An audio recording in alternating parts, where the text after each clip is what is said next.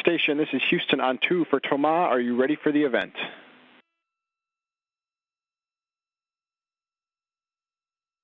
Houston, Thomas, yes, I'm ready. Well, I think I'm ready. Go ahead. European Space Agency, this is Mission Control Houston. Please call station for a voice check.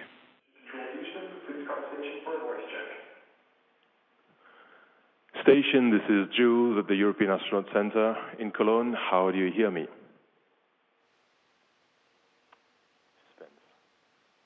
Jules, this is Thomas on board the space station. I read you loud and clear. How do you read me? Bonjour Thomas, on t'entend très bien et nous avons ici des journalistes qui sont réunis à Cologne qui attendent de te poser. Hello Thomas, we hear you very clearly. We have some journalists here in Cologne who are prepared to ask you some questions.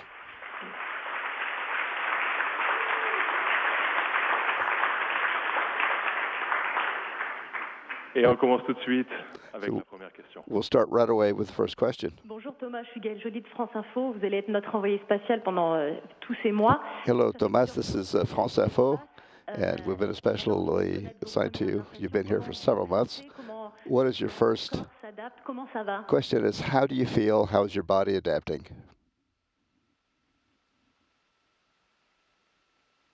Thomas, please switch on your mic. Thomas, please switch on your mic. Apart le fait que j'ai oublié mon micro. Apart from the fact that I forgot my microphone, we've adapted very quickly. We were not ill at all. Everybody feels extremely well. Finally working.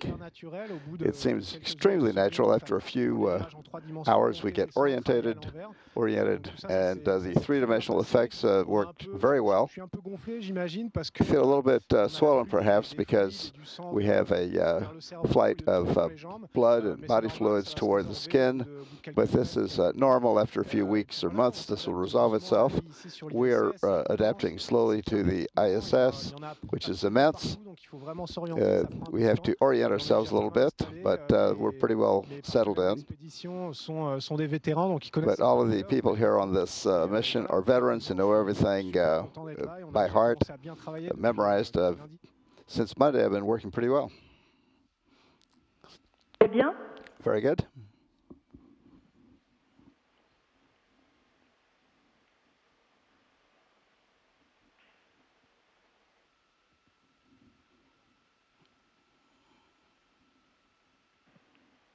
Je ne sais pas si vous m'avez entendu. Est-ce que vous dormez bien? I don't know if you heard me. I asked you whether you sleep well up there in the sky.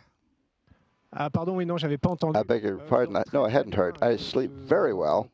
I sleep like a baby. It's very agreeable here. We sleep by floating. We are attached to the wall. Our little individual cabinets or cubicles are just around the side of the camera. You can't see it. So we're attached to the wall. Our arms float a little bit. It's extremely restful. I find this to be, once again, rather natural. I feel extremely well. And all for the better? Well, might as well. We're going to be doing this for 6 months. Bonjour Thomas. Hello, Thomas. This is Ms. Chapelle from TFA. I would like to know whether the space station is the way you had imagined it. Bonjour Christine. Hello, Christine. Now listen, it's much better than I'd imagined. It's true that we were very familiar with the distribution of the modules and the equipment because we trained for it for 7 years. I've been working for 7 years on this, so we know every last nut and bolt. But what's striking here is the freedom, the feeling of freedom. We can do pretty much what we want here. Also, the manner of working. We cannot let our tools escape, for example, or the microphone escape. Otherwise, we'll find it in a very different place from where we left it, which happened to me 30 years ago, or 30 seconds ago after I arrived. But it's a new way of working, which is much more comfortable than on land. And I'm not even talking about the view. Unfortunately, the view, I've not been able to see much of the view. But this weekend, I plan to spend a good part of my time in the cupola and to take some nice photographs and then look around a little bit this weekend. Tell us about type dans l'ISS? How does the day pass in the ISS? Alors la journée type dans l'ISS, on va. Well, a typical day in the ISS, so we start about 6 o'clock in the morning, and then we have an hour or an hour and a half to prepare ourselves, to take a shower, to have breakfast, etc., the way you would on land. And then at 7:30, we begin with a major conference with all of the control center folks in Munich, in Germany. And so we go over the program for the day. We ask questions. They respond to the questions we've posed. And then we start pretty much for the daily marathon. We are helped and framed by the control center, which responds to our questions. We make a lot of exchanges by radio with the control center. And so the nominal plan has to do with activities to maintain the station. For example, check the entire water system to be sure that no undesirable bacteria are in the water system. I've already engaged in certain experiences. The experiences or experiments that were planned for my mission have already begun on. One with an innovative surface, which does not allow the bacteria to adhere to it. Et une pour le traitement de l'eau qui faisait partie de mes activités d'hier. Il y a aussi another experiment having to do with the water treatment. There's right here between my feet, there is a part of the equipment. All of this scientific equipment is scattered pretty much all around. That's what we spend most of the day on. Also, we take care of repairs. We know, for example, we hadn't planned on it, but we came actually prepared to repair the toilets. We have utilized our repair equipment, so we think that the toilet should work very well from now on. So I hope. This is Petra from Reuters Television. I have a question in English. Have you spoken to your family and friends yet? And how is it for them to talk to somebody who's up in space? So yes, I did speak to them. Actually, we're very lucky because here we have the IP phone, so we can call pretty much any number on the ground. And it was great for them because, you know, seeing the rocket launch is very impressive. So it was hard emotionally for everybody, maybe more for them than for me, because from inside the rocket is just like in the simulator. It shakes a little bit more, and you feel the G's. But other than that, you're pretty much used to it. But after this, so I kind of disappear in the sky. So it's good for them to finally see me and talk to me, and it makes the whole thing a little bit more normal. So that was very reassuring for them that we're able to talk, and that's good for me because it's just like being on a business trip. Actually, it's just a 6 months, absolutely unbelievable business trip, but that's what it is, and I get to talk to them as often as I can. And this weekend we'll have our first video conference, so I'm hoping to show them around the ISS a little bit.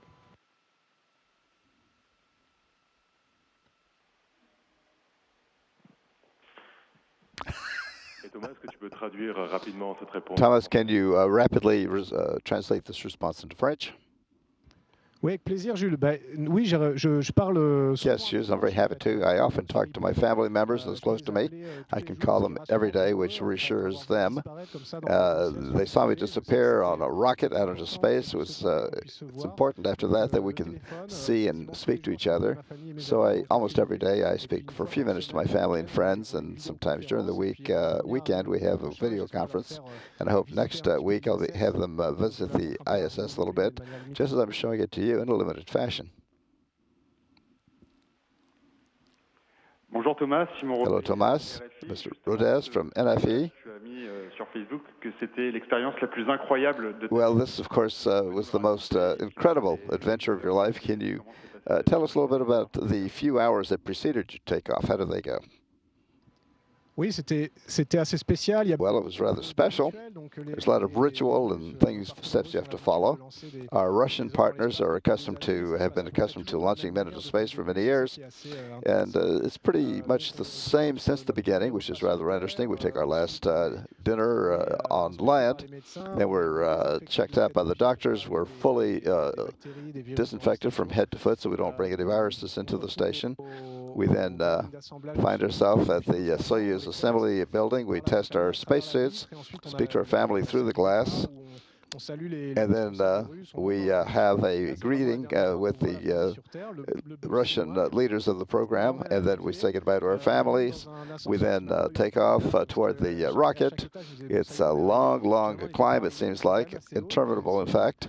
I'd never climbed into the actual Soyuz, and then we're helped to descend into the capsule by Russian technicians. We set ourselves and install ourselves in, and then we check all the procedures, pre-takeoff procedures. We listen to a little bit of music. There's a special pianist that, by the way, which I've shared on the Facebook and social media for those who are interested in the pianist who plays the music we listen to. And then, of course, we take off, something we've done 10 times before. We then shake the hands of our colleagues, and the acceleration G-forces continue to increase and increase and increase. And by the end of the first stage, we're really crushed down into the Soyuz. And then when the first stage drops off, there's a feeling of slowing down a little bit, and then we begin to accelerate again with the second stage, the third stage for about 1 minute and 48 seconds of acceleration. And then finally we're shoved off after the third stage, just like a kick in the pants, and we begin to float off. Then by that time we've arrived in space, and immediately we began to do our work because there are maneuvers that we have to do to be sure that we're in the right orbit. After about 6 or 7 hours after takeoff, we were able to sleep. And there, we all collapsed because we had had a long, good day. The second day, more maneuvers. The third day, we had the rendezvous with the space session.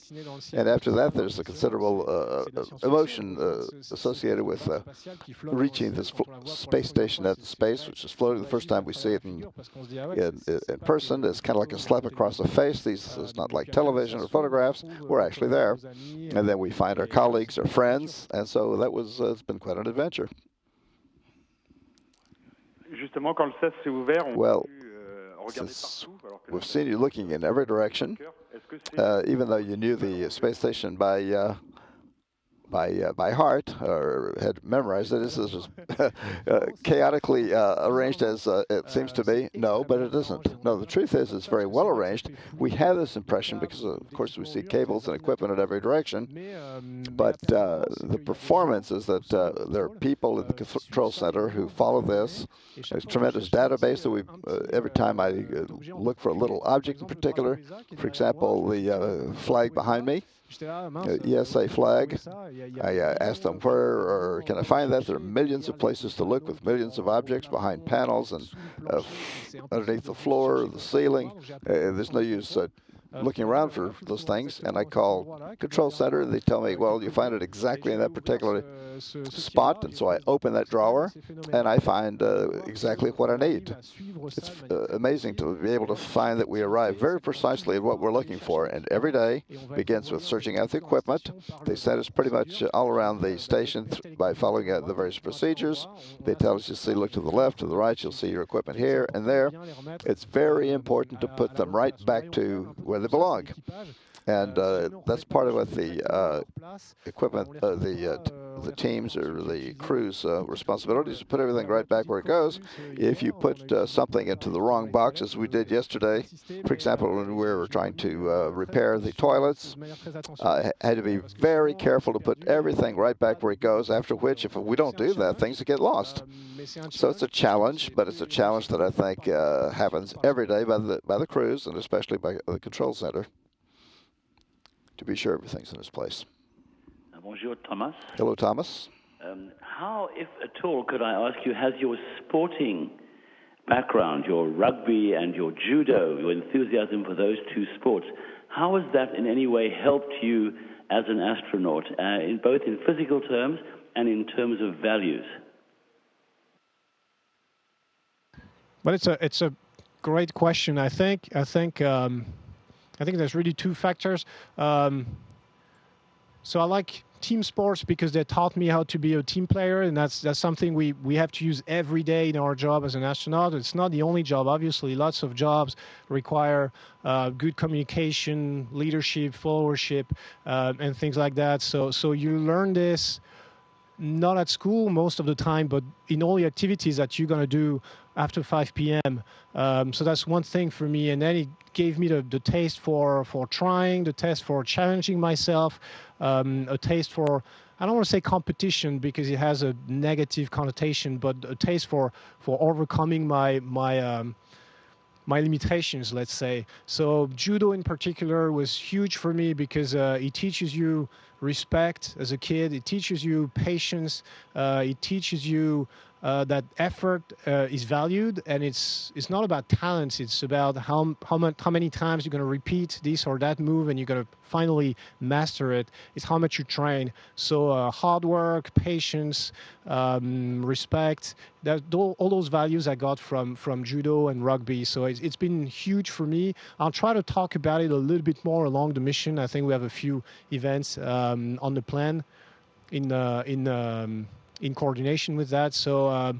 So yeah, it's been huge for me. I hope to talk about it more. I hope to inspire maybe kids to do their best, not only at school, but also in their after-school activities. In French, Thomas, the question has having to do with sport. You've played rugby and judo. The question is how sport has contributed to the values that the abilities and qualities that you have been able to develop through sport, and how does this help you in your current work? Well, in fact, sports have been for me, they've been a major part of my youth, and my daily activity even today.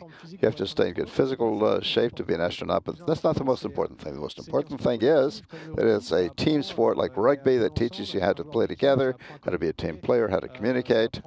It teaches you how to, to manage your frustrations, how to be a leader, and sometimes how to be a follower. As our American friends say, you can't always be the leader, but you do your best, and this is part of the job.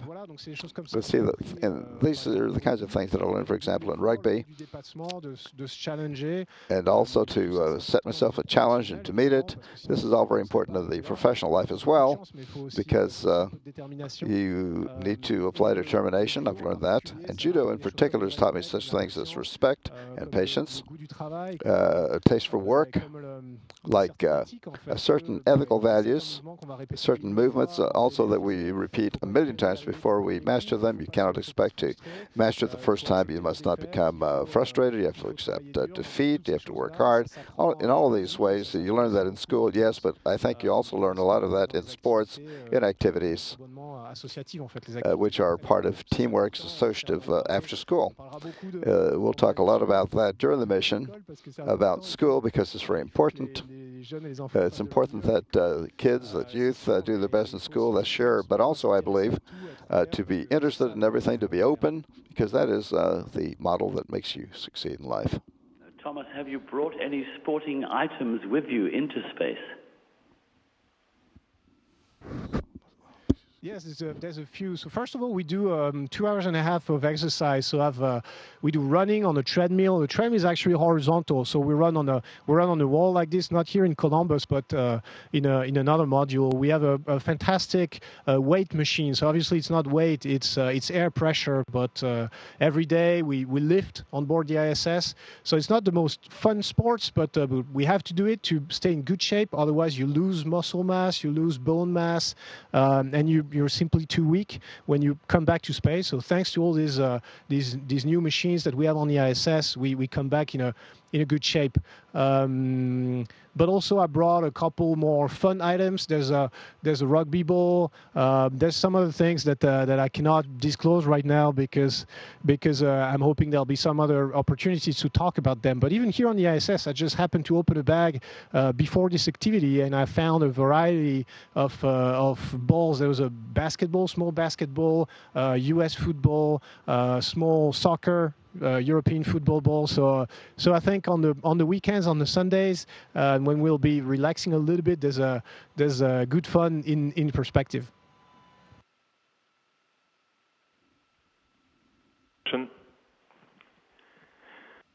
Bonsoir Thomas, Olivier Sanguy. Good evening, Thomas. This is Thomas Sanguy. Here's a question from Michel Chevalier of television. Do you think that 48 hours spent on the Soyuz help you to acclimate to the ISS, even though it is a smaller space. Hello. That's a good question.